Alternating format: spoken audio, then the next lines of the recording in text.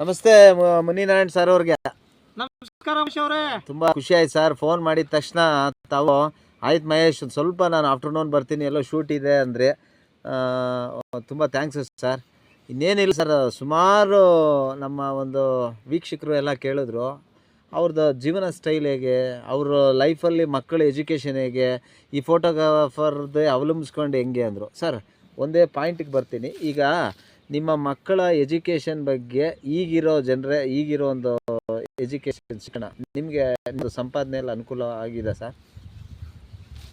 ಹೇಳ್ತೀನಿ ಮಹೇಶ್ ಅವರೇ, ಒಳ್ಳೆ ಪ್ರಶ್ನೆ ಕೇಳಿದ್ರೆ. ಈಗಿರುವಂಥ ಒಂದು ಸನ್ನಿವೇಶದಲ್ಲಿ ನನ್ನ ಮಗ ಇವತ್ತು ಸರ್ಕಾರಿ ಶಾಲೆಯಲ್ಲಿ ನಾನು ಓದಿಸ್ತಾ ಇದ್ದೀನಿ. ಕಾರಣ ಇಷ್ಟೇ, ಖಾಸಗಿ ಶಾಲೆಗಳಲ್ಲಿ ಓದಿಸ್ಬೇಕಂತಂದರೆ ನಮಗೆ ಈ ಫೋಟೋಗ್ರಫಿಯಲ್ಲಿ ಬರ್ತಾ ಇರುವಂಥ ಅಮೌಂಟು ನಮ್ಗೆ ಸಾಕಾಗ್ತಾ ಇಲ್ಲ. ಅದರಿಂದ ಸಫಿಷಿಯೆಂಟಾಗಿ ನನಗೆ ಯಾವತ್ತು ಕೂಡಿ ಬರ್ತದೋ ಆವಾಗ ನಾನು ಪ್ರೈವೇಟಲ್ಲಿ ಓದಿಸಲಿಕ್ಕಾಗುತ್ತೆ. ಅದರಿಂದ ಈಗ ಸರ್ಕಾರಿ ಶಾಲೆಯಲ್ಲೇ ಓದಿಸ್ತಾ ಇದ್ದೀವಿ. ಮತ್ತು ಅಲ್ಲಿಯೂ ಸಹ ಈಗ ಇಂಗ್ಲೀಷ್ ಮೀಡಿಯಮ್ ಇದೆ ಅಂತ ನಾವು ಸೇರಿಸಿದ್ದೀವಿ. ಟೀಚರ್ಸೂ ಕೋಆಪ್ರೇಟ್ ಮಾಡ್ತಾ ಇದ್ದಾರೆ. ಅದೇ ಸರ್. ಮತ್ತು ಈಗ ಮಕ್ಕಳದು, ಇವಾಗ ನಿಮ್ಮ ಮಕ್ಕಳು ಫ್ರೆಂಡ್ಸ್ ಎಲ್ಲ ಕಾನ್ವೆಂಟ್ ಸ್ಕೂಲ್ಗೆಲ್ಲ ಓಡಾಡೋವಂಥ ಮಕ್ಕಳ ಜೊತೆ ಎಲ್ಲ ಫ್ರೆಂಡ್ಸ್ ಆಗಿದ್ದಾರೆ ಅಂತ ನೀವೇ ಹೇಳಿದ್ರಿ ಮನೆಯಲ್ಲಿ. ಹೌದು. ಆ ಮಕ್ಕಳ ಮನಸ್ಸನ್ನು ಯಾವ ಥರ ಡೈವರ್ಟ್ ಮಾಡ್ತೀರಾ ಸರ್? ಈಗ ಏನಾಗುತ್ತೆ, ಮಗು ಅಪ್ಪ ಡ್ಯಾಡಿ ಅವನಿಗೆ ಕಾನ್ವೆಂಟ್ ಸ್ಕೂಲ್ಗೆ ಹೋಗ್ತಾನೆ, ನನಗೆ ಯಾಕೆ ಆ ಸ್ಕೂಲ್ಗೆ ಸೇರಿಸಿಲ್ಲ, ಅದು ಏನನ್ನ ಕೇಳಿದಾಗ ಯಾವ ರೀತಿ ಸಮಾಧಾನ? ಈಗ ಈ ಕಾಲದ ಮಕ್ಕಳು ಒಂದು ಅಂಗಡಿ ಕರ್ಕೊಂಡು ಹೋದರೆ ನೀವು ನೋಡ್ದಂಗೆ ನನಗೆ ಅದು ಬೇಕು ಇದು ಬೇಕು ಅಂತ ಮಕ್ಕಳು ಇರುವಂಥ ಕಾಲದಲ್ಲಿ ಶಾಲೆ ಕೂಡ ತುಂಬ ಎಕ್ಸ್ಪೆಕ್ಟ್ ಮಾಡುವಂಥ ಮಕ್ಕಳು ಇರ್ತಾರೆ. ನಿಮಗೂ ಹೇಗೆ ಸರ್? ಈಗ ನಿಮಗೂ ಬೇರೆ ಮಕ್ಕಳೆಲ್ಲ ಕಾನ್ವೆಂಟ್ ಸ್ಕೂಲ್ಗೆ ಹೋಗ್ತಾರೆ, ಸರ್ಕಾರಿ ಶಾಲೆಗೆ ಹೋಗಬೇಕು ಅಂದರೆ ಆ ಮಗು ಮನಸ್ಸನ್ನು ಯಾವ ರೀತಿ ನೀವು ಬ್ಯಾಲೆನ್ಸ್ ಮಾಡಿದರೆ ಇಲ್ಲ ಅವನೇ ಅರ್ಥ ಮಾಡಿಕೊಂಡು ಹೋಗ್ತಾ ಇದ್ದಾನೆ? ಇಲ್ಲ, ಅದರಲ್ಲಿ ಎರಡು ಮಾತಿಲ್ಲ. ನನ್ನ ಮಗನೂ ನಾನು ಅರ್ಥ ಮಾಡಿಕೊಂಡು ಬ್ಯಾಲೆನ್ಸ್ ಮಾಡ್ಕೊಂಡು ಹೋಗ್ತಾ ಇದ್ದಾನೆ ಅವನು. ಯಾಕೆಂದರೆ ನಾನು ಕೇಳಿದೆ, ಏನಪ್ಪ ನಿನ್ನ ಫ್ರೆಂಡ್ಸ್ ಎಲ್ಲ ಕಾಲೇಜಿಗೆ ಹೋಗ್ತಿದ್ದಾರೆ, ನೀನು ಹೇಗಪ್ಪ ಅಂತ ಕೇಳಿದಾಗ, ಅಪ್ಪ ನೀನು ಓದಿಸಿದ್ರೆ ಅಲ್ಲೇ ಓದ್ಕೊತೀನಪ್ಪ ಅಂತ ನನ್ನ ಮಗನೂ ನನಗೆ ಹೇಳ್ತಾ ಇದ್ದಾನಪ್ಪ. ಅಂದರೆ ನಿಮ್ಮ ಮಗ ನಿಮ್ಮ ಒಂದು ಅಟಾಚಲದಲ್ಲಿ ನಿಮ್ದಾಗಿ ಭಾಗಿಯಾಗಿದ್ದಾನೆ. ಹೌದು, ಅದೊಂದು ಖುಷಿ ಸರ್. ಹೌದು. ಈ ಒಂದು ಚಿಕ್ಕ ಮಗು ಇಷ್ಟು ಆಲೋಚನೆ ಮಾಡೋದಂದ್ರೆ ಮನೆ ಪರಿಸ್ಥಿತಿನ ಎಷ್ಟು ಗಮನ ಮಾಡಿದೆ ಅಲ್ವಾ ಸರ್? ಬಹಳ. ಇವಾಗ ನೋಡಿ, ನಾವು ಓದುವಂಥ ಸಮಯದಲ್ಲಿ ನಮ್ಗೆ ಆ ಅಟ್ಯಾಚ್ಮೆಂಟ್, ನಮ್ಗೆ ಅದ್ರ ಬಗ್ಗೆ ನಮ್ಗೆ ಗೊತ್ತಾಗ್ತಾ ಇರಲಿಲ್ಲ, ಆ ಫೀಲಿಂಗ್ಸ್ ನಮ್ಗೆ ಗೊತ್ತಾಗ್ತಾ ಇರಲಿಲ್ಲ. ಆದ್ರೆ ಈಗಿನ ಮಕ್ಕಳು ಏನಿದ್ದಾರೆ ನೋಡಿ, ಇವರು ನನಗೆ ಯಾವ ತರ ಥಿಂಕ್ ಮಾಡ್ತಾನೋ ಅದೇ ತರ ಬೇರೆ ಮಕ್ಕಳು ಥಿಂಕ್ ಮಾಡ್ತಾರೆ ಇವತ್ತು. ಅದೇ ಅದೇ ತರನೇ ಥಿಂಕ್ ಮಾಡಿ. ನಿಮ್ಮ ಹುಡುಗ ಚಿಕ್ಕ ಹುಡುಗ ಆದ್ರೂ ಕೂಡ ನಿಮ್ಮ ಒಂದು ಆಕ್ಟಿವಿಟೀಸ್ನ ಅವನು ಏನೋ ಪ್ರಾಕ್ಟೀಸ್ ಮಾಡೋದೆಲ್ಲ ಮಾಡ್ತಾ ಇದ್ದಾನೆ ಅಂತ ನೀವು ಹೇಳಿದ್ರಿ. ಕ್ಯಾಮ್ರಾ ಮುಟ್ಟೋದಾಗ್ಲಿ, ಫೋಟೋಸ್ ತೆಗಿಯೋದಾಗ್ಲಿ, ಮತ್ತೆ ಏನೋ ನಿಮ್ದು ಏನೋ ಡಿಜಿಟಲ್ ವರ್ಕು ಲೈಟಾಗಿ ಮಾಡ್ತಾನೆ ಅಂತ ಗೊತ್ತಾಯ್ತು. ಇಲ್ಲ, ನನ್ನ ಮಗ ಏನು ಹೇಳ್ತಾನೆ ಅಂದರೆ, ಅಪ್ಪ ನೀವು ಮಾಡ್ತಾ ಇರೋ ಕೆಲಸ ನಾನು ಬಿಡೋದಿಲ್ಲ, ನಾನು ಸ್ವಲ್ಪ ಭಾಗಿಯಾಗಿ ಮುಂದೆ ದಿನಗಳಲ್ಲಿ ಒಂದು ಸ್ವಲ್ಪ ನಾನು ಅದರಲ್ಲೂ ಕೆಲಸ ಮಾಡಿಕೊಂಡು ಮತ್ತೆ ಬೇರೆ ಯಾವುದಾದ್ರೂ ಕೆಲಸ ಸಿಕ್ಕಿದ್ರೆ ಅದನ್ನು ಮಾಡ್ಕೊಂಡು. ಏನಿದೆ ಸರ್ ಮಗನ ಗೋಲ್ ಏನಿದೆ? ನಿಮ್ಮ ಗೋಲು, ನಿಮ್ಮ ಮಗನ್ ಏನು ಮಾಡಬೇಕು ಅಂದ್ಕೊಂಡಿದ್ರು? ಒಂದು ಫೋಟೋಗ್ರಾಫರ್ ಆಗಿ ನಿಮ್ಮ ಮಗನ್ನ ನೀವು ಏನು ಮಾಡಬೇಕು ಅಂತ ಕನಸು ಕಾಣಿದ್ದೀರಾ? ನಾನು ನನ್ನ ಮಗನನ್ನ ಒಳ್ಳೆ ಇಂಜಿನಿಯರ್ ಮಾಡಬೇಕು ಅಂದ್ಕೊಂಡಿದ್ದೀನಿ ನಾನು. ಅದೇ ಸರ್. ಕಾರಣ ಇಷ್ಟೇ, ನಾನು ಈಗ ಹಲವಾರು ಈ ನೀರಾವರಿಗೆ ಸಂಬಂಧಪಟ್ಟಂತೆ ರೈತರ ಒಡನಾಡಿ ಮತ್ತು ಆ ಕೆಲಸಗಳನ್ನು ಸಹ ನಾನು ಬಿಡುವಿನ ಸಮಯದಲ್ಲಿ ಮಾಡ್ತಾ ಹೋಗ್ತಾ ಇದ್ದೆ. ಅಣೆಕಟ್ಟುಗಳನ್ನು ಕಟ್ಟಿಸುವಂಥದ್ದು, ಮತ್ತು ನಾಲಾ ಬಂದು, ಚೆಕ್ ಡ್ಯಾಮು, ಕೃಷಿ ಹೊಂಡಗಳು ಇವೆಲ್ಲ ಮಾಡೋದಕ್ಕೆ ನಾನು ಹೋಗ್ತಾ ಇರುವಾಗ GPS ಫೋಟೋಗಳು ಮಾಡುವಂಥದ್ದು, ರೈತರ ಹತ್ರ ಒಡನಾಡಿ ಆಗಿದೆ ನಾನು. ಅದರಿಂದ ನನ್ನ ಮಗನೂ ಸಹ ನನ್ನ ಕೆಲಸ ನೋಡಿಬಿಟ್ಟು, ಅಪ್ಪ ನನ್ನನ್ನು ಒಳ್ಳೆ ಒಂದು ಇಂಜಿನಿಯರ್ ಮಾಡಿಸು ಅಂತ ಹೇಳ್ಬಿಟ್ಟು ಹೇಳ್ತಾ ಇದ್ದಾನೆ. ಅದಕ್ಕೆ ಡ್ಯಾಮ್ಗಳ ಬಗ್ಗೆ ಅವನು ಬಹಳ ಉತ್ಸುಕ ಇದೆ ಅವನಿಗೆ.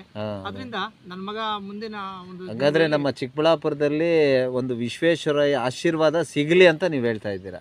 ಸರ್ವಮಿ ವಿಶ್ವೇಶ್ವರಯ್ಯ ಅವರ ಆಶೀರ್ವಾದ ಸಿಗಬೇಕು ಅಂತ ನೀವು ಕನಸು ಕಾಣ್ತಾ ಇದ್ದೀರಿ. ಖಂಡಿತ ಸರ್.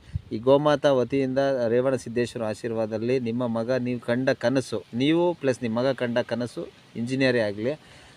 ಮತ್ತೆ ಸರ್ ಈಗ ಸೀಸನ್ಸ್ ಆಷಾಢ ಬಂದಾಗ ಒಂದು ಇನ್ಸ್ಪಿರೇಷನ್ ಏನು ಗೊತ್ತಾ? ಹಾಂ ಸರ್. ನನ್ನ ಮಗನ KRS ಕರ್ಕೊಂಡೋಗಿದೆ. ಹಾಂ ಸರ್. ಮತ್ತು ಆರಂಗಿ ಡ್ಯಾಮ್ ಕರ್ಕೊಂಡೋಗಿದೆ. ಹಾಂ ಸರ್. ತುಂಗಭದ್ರಾ ಡ್ಯಾಮ್ಗೆ ಕರ್ಕೊಂಡೋಗಿದೆ. ಅಲ್ಲೆಲ್ಲ ನೋಡಿಬಿಟ್ಟು ನನಗೆ ಇದೇ ಇಂಜಿನಿಯರಿಂಗ್ ಮಾಡಿಸಿದ್ರೆ ಒಳ್ಳೇದು ಡ್ಯಾಡಿ ಅಂತ ನನಗೆ ಒಂದು ಸಾರಿ ಹೇಳ್ದವನು. ಅದಕ್ಕೆ ನನ್ನ ಮೈಂಡಲ್ಲೂ ಅದೇ ಫಿಕ್ಸ್ ಆಗಿದ್ದೀನಿ. ಅದೇ. ಮತ್ತು ನೀವು ಇನ್ನೊಂದು ಹೇಳಿದ್ರಿ, ನಿಮ್ಮ ಮಗಂದು ಈಗ ಸರ್ಕಾರಿ ಶಾಲೆಯಲ್ಲಿ ಹೋದ್ರೂ ಕೂಡ ಮಾರ್ಕ್ಸ್ಗಳು ಉನ್ನತವಾಗಿ ತೊಗೊಂಡಿದ್ದಾನೆ ಅಂತ. ತುಂಬ ಖುಷಿ ನಮಗೂ ಆಯಿತು ಮಾರ್ಕ್ಸ್ ಕಾರ್ಡ್ಸ್ ಎಲ್ಲ ನೋಡಿ. ಹೌದು.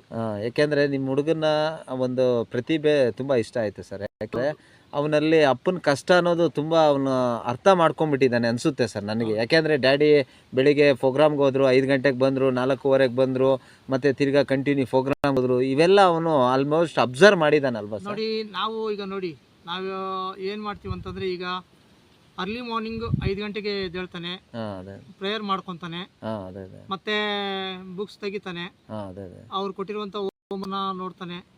ಅವ್ನಿಗೆ ಯಾವುದು ಕ್ಲಿಷ್ಟಕರವಾಗಿರುತ್ತೋ ಅದನ್ನ ನನಗೆ ಕೇಳ್ತಾನೆ, ನಾನು ಡೌಟ್ಸ್ ಎಲ್ಲ ನೀವೇ ಕ್ಲಿಯರ್ ನಾನು ಮಾಡ್ಕೊಡ್ತೀರಿ. ಹೇಳ್ಕೊಡ್ತೀನಿ. ಯಾಕಂದ್ರೆ ನಾನು ಪದವೀಧರ ನಿರುದ್ಯೋಗಿ ನಾನು. ಅದೇ ಅದೇ ಸರ್. ಆದ್ರಿಂದ ಅಲ್ಲಲ್ಲ, ನೀವು ಇವಾಗ ಹೇಳಿದ್ರಿ, ತಪ್ಪಾಗಿ ಹೇಳಿದ್ರಿ, ಪದವೀಧರ ಉದ್ಯೋಗಿ ನೀವು. ಫೋಟೋಗ್ರಫಿ ಮಾಡ್ತಾ ಇದ್ದೀರಲ್ಲ ಸರ್. ನಾವು ಮಾಡ್ತಾ ಇದ್ದೀವಿ. ಅಂದ್ರೆ ಸ್ವಲ್ಪ ನಮ್ಗೆ ಸರ್ಕಾರಿ ಕೆಲಸ ಸಿಕ್ಕಿಲ್ಲ ಅಂತ ನಾನು ಒಂದು ನೋವಿದೆ. ಅದೇ ಅದೇ ಸರ್. ಯಾಕೆಂದ್ರೆ ನೀವು ಆ ಕಾಲದಲ್ಲಿ ಒಂದು ಒಳ್ಳೆ ಪದವೀಧರ ಆಗಿ ನಿಮ್ಮ ಒಂದು ಕಂಡ ಕನಸು ಸಿಗದಿದ್ದಾಗೆ ಒಂದು ಫೋಟೋಗ್ರಫಿನ ಚೂಸ್ ಮಾಡಿದ್ದೀರಾ. ಇದು ಕೂಡ ನಿಮಗೆ ಏನು ಅನ್ಯಾಯ ಮಾಡಿಲ್ಲ. ಅಂದ್ರೆ ಇವತ್ತು ಆಕಾಶಕ್ಕೆ ಏಣಿ ಕಡಿಮೆ ಆಗಿದೆ ಅನ್ನೋಷ್ಟು ನಿಮ್ಮ ಒಂದು ಮನಸ್ಸಿಗೆ ಇರಲಿ. ನಿಮ್ಮ ಮಗನ ರೂಪದಲ್ಲಿ ಇವೆಲ್ಲ ಆಸೆ ಆಗುತ್ತೆ ಸರ್. ಮತ್ತು ಸರ್, ಈಗ ಆಷಾಢ ಬಂತು, ನಿಮಗೆ ಆಷಾಢ ಸಮಯದಲ್ಲಿ ಫೋಟೋಗ್ರಫಿ ಇರೋದಿಲ್ಲ ಪಾಪ, ಆವಾಗ ನಿಮ್ಮ ಜೀವನ ಹೇಗೆ ಸರ್? ಸರ್, ಆ ತಿಂಗಳೆಲ್ಲ ತುಂಬ ಕಷ್ಟಪಡಬೇಕಾಗುತ್ತೆ ನಾವು. ಯಾಕಂದರೆ ಫೈನಾನ್ಸ್ ನಾವು ಯಾರಾದರೂ ಸಾಲ ಕೇಳಿದ್ರು ಕೊಡೋಕೆ ಬರೋದಿಲ್ಲ. ಅವರು ಅರ್ಥ ಮಾಡ್ಕೊತಾರೆ, ಇವ್ರಿಗೆ ಆಷಾಢ ಬಂದಿದೆ, ಬಂದಿದೆ, ಇವ್ರಿಗೆ ಯಾವ ಥರ ತಂದು ಕೊಡ್ತಾರೆ, ಯಾವ ಥರ ಕೊಡ್ತಾರೆ, ಈ ತಿಂಗಳಲ್ಲಿ ಸ್ವಲ್ಪ ಬಿಟ್ಬಿಡಿ, ನಮಗೆ ಕೇಳಬೇಡಿ ಸ್ವಾಮಿ, ನೆಕ್ಸ್ಟ್ ಮಂತಲ್ಲಿ ನಾವು ಕೊಡ್ತೀವಿ ನಿಮಗೆ, ಏನೋ ಪೇ ಮಾಡಬೇಕಾದ್ರೆ ಅಂತ ಹೇಳ್ಬಿಟ್ಟು ಅವರು ನನ್ನ ಇದು ಮಾಡ್ತಾರೆ. ನಾವು ಅಷ್ಟೇ, ನಾವು ಹೆಚ್ಚಾಗಿ ಅವ್ರನ್ನ ಫೋರ್ಸ್ ಮಾಡೋಂಗಿಲ್ಲ. ಜಾಸ್ತಿ ಫೋರ್ಸ್ ಮಾಡಿದ್ವಿ ಅನ್ಕೊಳ್ಳಿ, ನಮ್ಮ ಹತ್ರ ಅವ್ರು ಬರೋಲ್ಲ ಫೋಟೋಸ್ ತೆಗೆಸ್ಕೊಳ್ಳೋದಕ್ಕೆ, ಬೇರೆ ಕಡೆ ಹೋಗ್ಬಿಡ್ತಾರ. ಈಗ ನಾವು ಯಾವುದಾದ್ರೂ ಸಣ್ಣ ಪುಟ್ಟ ಪಾರ್ಟ್ ಟೈಮ್ ಏನೋ ಒಂದು ಜೀವನೋಪಾಯಕ್ಕೆ ನಾವು ನಡ್ಕೊಂಡು ಹೋಗ್ತಾ ಇದ್ದೀವಿ.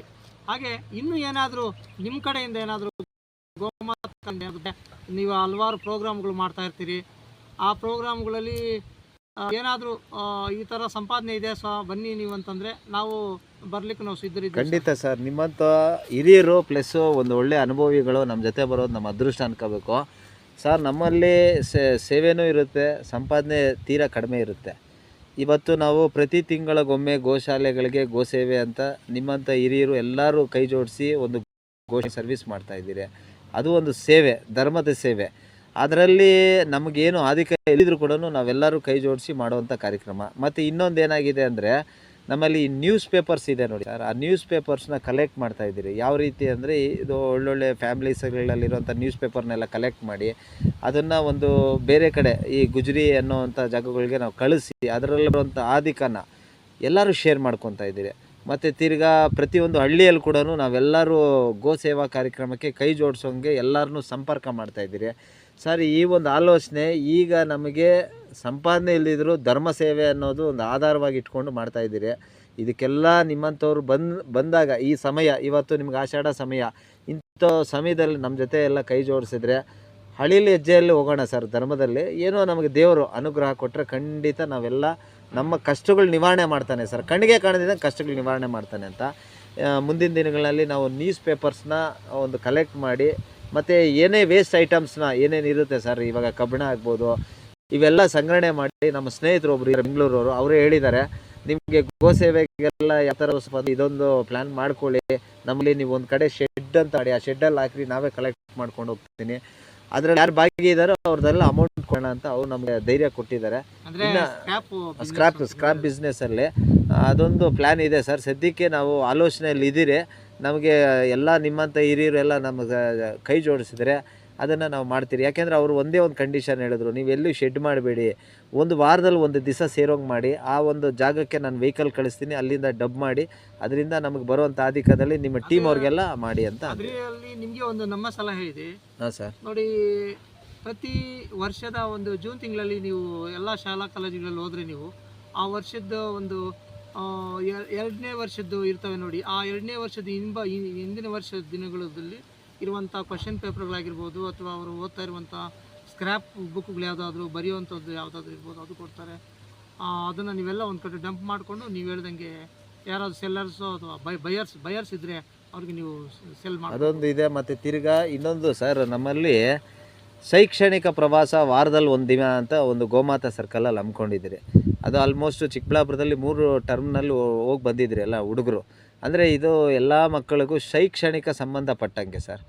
ಈಗ ಏನು ಮಾಡ್ತೀರಿ, ಒಂದು ಶಾಲೆ ಮಕ್ಕಳನ್ನ ಕರ್ಕೊಂಡು ಹೋದಾಗ ಒಂದು ಜನಪದ ಲೋಕ, ಅಲ್ಲಿನ ಒಂದು ಸೊಬಗಿನ ಬಗ್ಗೆ ಒಂದು ಬುಕ್ಕಲ್ಲಿ ರೆಫರ್ ಮಾಡಿಸೋದು, ಒಂದು ಪ್ರಾಣಿ ಗೋಶಾಲೆ ಕರ್ಕೊಂಡು ಹೋಗೋದು, ಇವನ್ನು ನಾವು ಒಂದು ಪ್ರತಿ ತಿಂಗಳ ಕೊನೆ ಭಾನುವಾರ ವಾರದಲ್ಲಿ ಕೊನೆ ಭಾನುವಾರ ಮಾಡ್ತಾ ಇದ್ದೀರಿ. ಇದನ್ನು ಸಾಕಷ್ಟು ಜನಗಳು ಪೇರೆಂಟ್ಸು ಇದಕ್ಕೆ ಸ್ಪಂದಿಸ್ತಾ ಇದ್ದಾರೆ. ಮತ್ತು ವೆಹಿಕಲ್ ಕೂಡ ಸಫಿಷಿಯೆಂಟ್ ಆಗಿರೋ ವೆಹಿಕಲ್ನೇ ಅರೇಂಜ್ ಮಾಡಿದ್ದೀರಿ. ಮಕ್ಕಳಿಗೆ ಊಟದ ವ್ಯವಸ್ಥೆ ಇವಕ್ಕೆಲ್ಲ ನಾವು ಪೇರೆಂಟ್ಸ್ ಹತ್ರ ಡಿಸ್ಕಷನ್ ಮಾಡಿ ಇದೊಂದು ಪ್ರತಿ ವಾರ ನಡೀತಾ ಇದೆ ಸರ್. ಅಂದರೆ ಶೈಕ್ಷಣಿಕ ಪ್ರವಾಸ ಮಕ್ಕಳಿಗೆ ಎಲ್ಲನ ಕರ್ಕೊಂಡೋಗಿ ಆ ಮಕ್ಕಳಿಗೆ ಒಬ್ಬ ಟೀಚರ್ ಬರ್ತಾರೆ ಸರ್. ಆ ಟೀಚರು ಎಲ್ಲ ಎಕ್ಸ್ಪ್ಲೇನ್ ಮಾಡ್ತಾರೆ. ಇವತ್ತೊಂದು ಹಸು ಗೋಶಾಲೆಗೆ ಹೋದರೆ ಹಸುಗಳ ಜಾತಿಗಳೆಷ್ಟು ಒಂದು, ಮತ್ತು ಜನಪದ ಲೋಕ ಅನ್ನೋದೊಂದು ಹಳ್ಳಿ ಸೊಬಗು ಅದನ್ನು, ಮತ್ತು ಒಂದು ದೊಡ್ಡ ಒಂದು ಪೂರ್ವಿಕರ ಇವಾಗ ನೋಡಿ ವೀರಬ್ರಹ್ಮಯ್ಯ ಇಂಥವ್ರದ್ದೆಲ್ಲ, ಮತ್ತು ರೇವಣ ಸಿದ್ದೇಶ್ ಇವ್ರ ಕಥೆಗಳನ್ನ ಒಂದು ಟಿಪ್ಪಣಿ ಟೈಪಲ್ಲಿ ಮಕ್ಕಳಿಗೆ ಒಂದು ಮಾಡಿಸ್ತಾ ಇದ್ದೀರಿ. ಇದು ಕೂಡ ಯಾರಾನ ಆಸಕ್ತಿ ಇರೋರು ಪೇರೆಂಟ್ಸ್ಗೂ ನಮ್ಮ ಮಕ್ಕಳು ಈ ಥರ ಆಧ್ಯಾತ್ಮಿಕ ಮತ್ತು ವಿದ್ಯಾಭ್ಯಾಸದ ಬಗ್ಗೆ ಆಲೋಚನೆ ಇದು ಬಂದರೆ ಖಂಡಿತ ನಾವು ಕರ್ಕೊಂಡು ಹೋಗ್ತೀರಿ. APMC ಮಾರ್ಕೆಟ್ ಮುಂಭಾಗದಲ್ಲಿ ಆಫೀಸ್ ಇದೆ, ಬಂದು ಸಂಪರ್ಕಿಸಬೇಕು. ಚಿಕ್ಕಬಳ್ಳಾಪುರದಲ್ಲಿ ಜವಾಬ್ದಾರಿಯಾಗಿ ಹೋಗಿ ಜವಾಬ್ದಾರಿ ಕರ್ಕೊಂಬರೋಂಗಿದೆ. ಅದರಲ್ಲಿ ಕೂಡ ನೀವು ಕೂಡ ಕೈ ಜೋಡಿಸ್ಬೇಕು. ಇದು ಯಾಕೆಂದರೆ ಒಬ್ಬರಿಂದ ಆಗುವಂಥದ್ದಲ್ಲ. ಈಗ ನಿಮ್ಮಂಥವ್ರು ಇವತ್ತು ಫ್ರೀಯಾಗಿದ್ದೀರಿ ಅಂತ ನಾವು ಹೇಳಿದೆ ಈ ತಿಂಗಳೆಲ್ಲ. ಇಂಥ ಪ್ರೋಗ್ರಾಮ್ಗಳಲ್ಲಿ ನಿಮ್ಮ ಸ್ನೇಹಿತರ ಮಕ್ಕಳನ್ನ ಇವುಗಳನ್ನ ಕರ್ಕೊಂಡು ಬರೋದ್ರಿಂದ ಅದರಲ್ಲಿ ಬರೋ ಆದಿಕ ಗೋ ಸೇವೆ ಪ್ಲಸ್ ನಮ್ಮ ಒಂದು ಏನೋ ಒಂದು ಸೇವೆಗೆ ಅನುಕೂಲ ಆಗುತ್ತೆ ಅಂತ. ಅಂದರೆ ನೀವು ಶಾಲಾ ಕಾಲೇಜುಗಳಲ್ಲಿ ಮುಖ್ಯಸ್ಥರನ್ನು ನೀವು ಭೇಟಿ ಮಾಡಿ ಸರ್, ಇದು ಶಾಲಾ ವಾರ್ಷಿಕವಾಗಿ ಮಾಡುವಂತ ಇದನ್ನು ಇರ್ತವೆ, ಅವಲ್ಲಿ ಖಂಡಿತ ಸಪೋರ್ಟ್ ಮಾಡಿದ್ದಾರೆ ಸರ್. ಅದು ನೀವು ಮಾಡಿಕೊಂಡು ಖಂಡಿತ ಅದರಲ್ಲೂ ಸಪೋರ್ಟ್ ಮಾಡಿದ್ದಾರೆ. ಇತ್ತೀಚೆಗಳಲ್ಲಿ ನಮ್ಮದು ಒಂದು ಸ್ವಯಂ ಪ್ರೇರಿತವಾಗಿ ಎಲ್ಲರೂ ಬರೋರನ್ನ ಟ್ರೈ ಮಾಡಿದ್ದೀರಿ ಸರ್. ಯಾಕೆಂದರೆ ಎಲ್ಲ ಮಕ್ಕಳು ಇಂಡಿವಿಜುವಲ್ ಆಗಿ ಶಾಲಾ ಮಕ್ಕಳು ಜೊತೆ ಅಂದಾಗ ನೀವು ಶಾಲಾ ಬಿಟ್ಟು ಹೋಗಿರೋರು ಎಲ್ಲರೂ ಸರ್, ಯಾರು ಟೂರ್ಗೆ ಇಂಟ್ರೆಸ್ಟ್ ಇರುತ್ತೋ ಆ ಟೂರ್ನ ಕರ್ಕೊಂಡು ಹೋಗ್ತೀರಿ. ಮತ್ತು ಇನ್ನೊಂದು ಸ್ಪೆಷಲ್ಲಾಗಿ ಪ್ರತಿ ಮಂಗಳವಾರ ಶುಕ್ರವಾರ ಈ ಒಂದು ಪುಣ್ಯಕ್ಷೇತ್ರಗಳಿಗೆ ಒಂದು ದಿವಸದ ಬೆಳಗಿನ ಜಾವ ಪ್ರದಕ್ಷಿಣ ಅಂತ ಮಾಡಿದ್ದೀರಿ. ಅದು ಉಚಿತವಾಗಿ ಏನಿಲ್ಲ ಸರ್, ರಿಯಾಯಿತಿ ದರದಲ್ಲಿ ಒಂದು ವೆಹಿಕಲ್ ಚಾರ್ಜು ಮತ್ತು ಆ ಡ್ರೈವರ್ ಖರ್ಚುಗಳಿಗೆ ಮಾತ್ರ ಮಾಡಿದ್ದೀರಿ. ಇದು ಕೂಡ ತುಂಬ ಸರ್ ಇಲ್ಲ, ಅದು ಒಂದು ಚಿಕ್ಕ ಪ್ಯಾಕೇಜ್ ಅಂತ ಮಾಡ್ತೀರಿ ಸರ್. ಏನಂದರೆ ಜಾವ ಎಷ್ಟೋ ಜನ ಆಫೀಸು ಒತ್ತಡಗಳಿಗೆ ಹೊರಡೋರಿಗೆ ಏನು ಮಾಡ್ತೀರಿ, ಬೆಳಿಗ್ಗೆ 5 ಗಂಟೆ ಅಂದ್ಕೊಳ್ಳಿ ಸರ್, 5 ಗಂಟೆಯಿಂದ 9 ಗಂಟೆ ಒಳಗಡೆ ಕರ್ಕೊಂಡು ಬರ್ತೀರಿ ರಿಯಾಯಿತಿ ದರದಲ್ಲಿ. ಒಂದು ಆಧ್ಯಾತ್ಮಿಕ ಒಂದು ಪ್ರದಕ್ಷಿಣೆ, ಒಂದು ಮಾರ್ನಿಂಗ್ ಸರ್, ಒನ್ ಡೇ ಪೂರ್ತಿ ಇರಲ್ಲ ಸರ್, 5ರಿಂದ 9 ಒಳಗಡೆ ಅವ್ರ ಡ್ಯೂಟಿ ಸಮಯದಲ್ಲಿ ಒಂದು ಪ್ಯಾಕೇಜ್ ಮಾಡಿದ್ರಿ. ಅದು ಕೂಡ ತುಂಬ ಚೆನ್ನಾಗಿ ನಡೀತಾ ಇದೆ. ಹತ್ರದಲ್ಲೇ ಮಾಡ್ಬೇಕು ನೀವು ಅವೆಲ್ಲ ಮಾಡಿದ್ರೆ. ಹತ್ರದಲ್ಲೇ ದೂರದಲ್ಲಿ ಮಾಡೋಕೆ ಆಗೋದಿಲ್ಲ, ಯಾಕಂದ್ರೆ ಅವರ್ಸ್ ಲೆಕ್ಕದಲ್ಲಿ ನೀವು ಮಾಡುವಂಥದ್ದು. ಅದೇ ನೀವು ಹತ್ರದಲ್ಲೇ ಮಾಡಬೇಕು. ಅದೇ ತುಂಬ ಮಹೇಶ್ ಅವರೇ ನೋಡಿ, ಭಾಳ ವಿವಿಧತೆಯಲ್ಲಿ ಏಕತೆಯನ್ನು ಕಾಣ್ತಾ ಇದ್ದೀರಿ ನೀವು. ಯಾಕಂದರೆ ಇವತ್ತು ನೀವು ಹೇಳ್ತಾ ಇರೋಂಥ ಮಾತು ಅಷ್ಟೇ, ಗೋ ಸಂರಕ್ಷಣೆ ಮಾಡೋದ್ರ ಜೊತೆಗೆ ಅವುಗಳಿಗೆ ಮೇವು ಕೊಡೋದ್ರ ಜೊತೆಗೆ ಮತ್ತು ಒಂದು ಜನರಿಗೆ ಒಂದು ಏನು ಎಲ್ಲ ನೀವು ಒಂದು ತೋರಿಸ್ಕೊಡ್ತಾ ಇದ್ದೀರಿ. ಇವತ್ತು ಏನು ಯಾರೂ ಇಂಥ ಒಂದು ಸೇವೆ ಮಾಡಲಿಕ್ಕೆ ಯಾರೂ ಮುಂದೆ ಬರೋದಿಲ್ಲ, ಹೆಚ್ಚು ಜನ ಬರೋದಿಲ್ಲ. ಆದರೆ ಅಲ್ಪ ಸ್ವಲ್ಪ ಜನ ಇಂಟ್ರೆಸ್ಟ್ ಇರುವಂಥವರು ಇದು ಕೈ ಜೋಡಿಸ್ತಾರೆ, ಇದನ್ನು ಸಕ್ಸಸ್ ನಡೆಸ್ಕೊಡ್ತಾರೆ. ಖಂಡಿತ ಸರ್, ಸ್ವಾಮಿ ಆಶೀರ್ವಾದ. ಗೋ ಶ್ರಮ ಅಥವಾ ಗೋ ಸಂರಕ್ಷಣೆ ಅಂತದಕ್ಕೆ ಅಥವಾ ಗೋಮಾತಾ ಸರ್ಕಲ್ ಅಂತ ನೀವೇನು ಇವತ್ತು ಹೆಸರು ಮಾಡ್ಕೊಂಡಿದ್ದೀರಿ ನೋಡಿ. ಇದಕ್ಕೆ ಒಂದು ಒಳ್ಳೆ ಉದಾಹರಣೆ ಅಂದರೆ ಸಿದ್ಧಗಂಗಾ ಮಠದಲ್ಲಿ ಸ್ವಾಮೀಜಿಗಳು ವಿದ್ಯಾರ್ಥಿಗಳಿಗೂ ಉಚಿತವಾಗಿ ಊಟ, ಶಿಕ್ಷಣ, ಮತ್ತು ಬರುವಂಥ ಯಾತ್ರಾರ್ಥಿಗಳಿಗೂ ಉಚಿತವಾಗಿ ಊಟ, ಮತ್ತು ಅಲ್ಲಿರುವಂಥ ಗೋಶಾಲೆಗೂ ಉಚಿತವಾಗಿ ಕೊಡ್ತಾ ಇದ್ದಾರೆ. ಇವತ್ತು ನೋಡಿ ಎಷ್ಟೋ ಜನ ಇವತ್ತು ಅಲ್ಲಿ ಹೋಗಿ ಮತ್ತು ಅವರನ್ನು ಸಂದರ್ಶನ ಮಾಡ್ಕೊಂಡು ಬರ್ತಾಯಿದ್ರು. ಮತ್ತು ಈಗ ಸ್ವಾಮೀಜಿಗಳಿಲ್ಲ, ಆದ್ರೂ ಈಗಲೂ ಸಹ ಅದೇ ಥರನೇ ಅಲ್ಲಿ ನಡೀತಾ ಇದೆ. ಅವರು ಇರೋ ಚಿಕ್ಕ ಸಿದ್ಧಲಿಂಗ ಸ್ವಾಮೀಜಿ ಕೂಡ ತುಂಬ ಒಂದು ಒಳ್ಳೆ ಸಹಕಾರ ಕೊಟ್ಟಿದ್ದಾರೆ ಸರ್. ನಾವು ಸಾಕಷ್ಟು ಅವ್ರ ಜೊತೆಯಲ್ಲಿ ಒಂದು ಪ್ರೋಗ್ರಾಮು ಅಟೆಂಡ್ ಮಾಡಿದ್ರಿ, ಮತ್ತು ತಿರ್ಗಾ ಸೇವೆ ಮಾಡಿದಾಗ ನಮ್ಮನ್ನು ತುಂಬ ಅಪ್ರಿಷಿಯೇಟ್ ಮಾಡಿದ್ದಾರೆ. ಇಂಥ ಸೇವಾ ಕಾರ್ಯಕ್ರಮಗಳಿಗೆ ಅವರು ಕೈ ಜೋಡಿಸಿದ್ದಾರೆ. ಮತ್ತು ಇನ್ನೊಂದು ವಿಚಾರ ಸರ್, ಇನ್ನು ಮುಂದಿನ ದಿನಗಳಲ್ಲಿ ನಿಮ್ಮ ಒಂದು ಸಂದೇಶ ಬೇಕು. ಯಾಕೆಂದರೆ ನೀವು ಅದರ ಕಷ್ಟಜೀವಿ ಪ್ಲಸ್ ಪದವೀಧರ, ನಿಮ್ಮ ಒಂದು ದಾರಿ ನಮ್ಮಂಥವ್ರಿಗೆ ಬೇಕು ಸರ್. ಏನಂದರೆ ನಮಗೆ ನೋಡಿ, ಇವತ್ತು ನನ್ನ ಒಂದು ಏಮ್ಸ್ ಆ್ಯಂಡ್ ಆಬ್ಜೆಕ್ಟಿವ್ಸ್ ಇಷ್ಟೇ, ಯಾರು ಚೆನ್ನಾಗಿ ಓದಿದ್ದಾರೆ, ಯಾರು ಮಾರ್ಕ್ಸ್ ಚೆನ್ನಾಗಿ ತೆಗೆದಿದ್ದಾರೆ ಅಂಥವರನ್ನು ಹುಡುಕಿ ಸರ್ಕಾರ ಮನೆ ಬಾಗಿಲಿಗೆ ಕೆಲಸ ಕೊಡುವಂಥದ್ದನ್ನು ಆಗಬೇಕು ಮುಂದಿನ ದಿನಗಳಲ್ಲಿ.